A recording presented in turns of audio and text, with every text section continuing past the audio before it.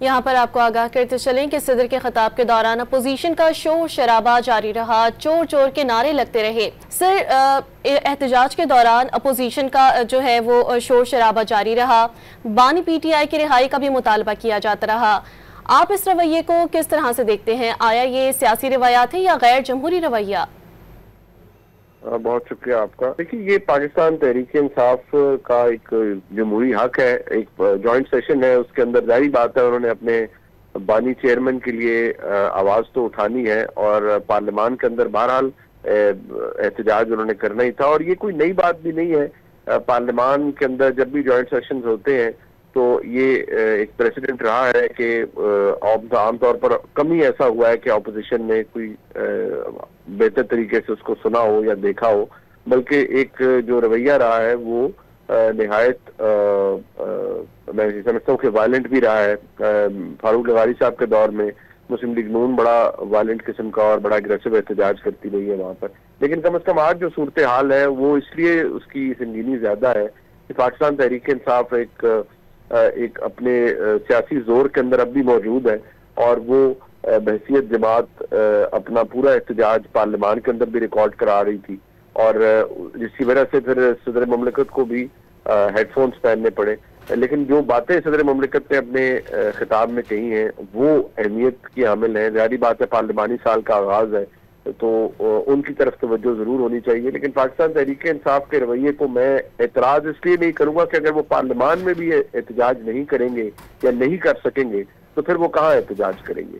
बिल्कुल बिल्कुल। उनका अपने लीडर के लिए नारा लगाना या उनकी रिहाई के लिए आवाज उठाना ये एक फितरी अमल है, एक फितरी और सियासी अमल है।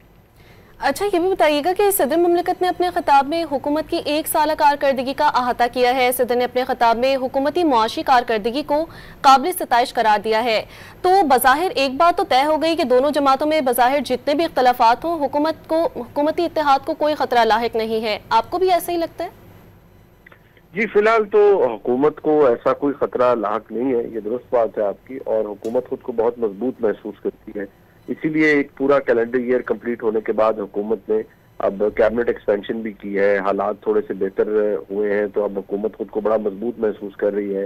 पाकिस्तान की इस्टेब्लिशमेंट के साथ हुकूमत के ताल्लुकात इस वक्त मिसाली हैं और हुकूमत के मुताबिक ऐसे ताल्लुकात आज तक पाकिस्तान की सियासी तारीख के अंदर किसी हुकूमत की किसी इस्टेब्लिशमेंट के साथ नहीं थे। तो फिलहाल तो स्पीकर जो प्रेसिडेंट साहब की सजेशन हैं या उनकी एवेल्युएशन अपनी जगह, लेकिन फिलहाल जो हुकूमत कर रही है वो तो अपनी जगह एक मजबूत चीज मौजूद है और हुकूमत खुद को एक बड़ी कंफर्टेबल जोन के अंदर तस्वर करती है। अच्छा, ये भी बताइएगा मुनीर साहब कि सदर मुमलिकत ने दरियाए सिंध से नहरें निकालने की भी शदीद मजम्मत की है। आपको क्या लगता है कि इस मजम्मत पे किसी किस्म का कोई रद्द-ए-अमल मस्बत तौर पर हुकूमत की जानिब से सामने आएगा?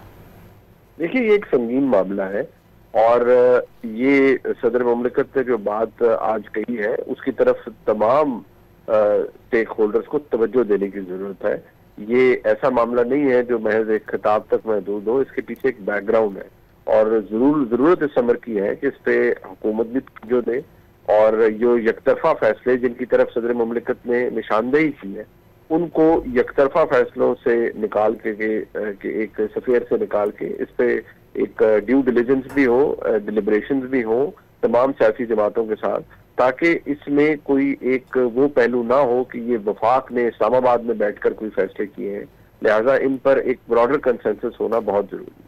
अच्छा मुनीर साहब, आपसे आखिरी सवाल करना चाहूंगी कि सदर ने हुकूमत को तलकीन की है कि आइंदा बजट में आवाम को रिलीफ दिया जाए। आपको लगता है कि किसी किस्म का रिलीफ दिया जाएगा? देखिए, फिलहाल जो हुकूमत के मुताबिक मैक्रो इकोनॉमिक फिगर्स हुकूमत के मुताबिक बहुत अच्छे हैं और वो हमें नजर भी आ रहे हैं, लेकिन आम आदमी तक उनका फायदा पहुंचने में अभी थोड़ा वक्त लगेगा। कुछ चीजें ऐसी हैं जिनको सदर मुमलिकत ने हाईलाइट किया है, जैसे अनएम्प्लॉयमेंट है, लोगों को ले ऑफ किया जा रहा है, तो उस सिलसिले में भी सदर मुमलिकत ने कुछ बातें हाईलाइट की हैं। क्या हुकूमत उनकी तरफ तवज्जो देती है या नहीं देती, ये अपनी जगह पर एक सवाल मौजूद है और मौजूद रहेगा। बिल्कुल, अपोजिशन का नया साल शुरू हो चुका है जिस पर हम बात कर रहे थे। सीनियर सहाफ़ी और तज्ज़ियाकार मुनीर फारूकी हमारे साथ लाइन पर मौजूद थे। बहुत शुक्रिया।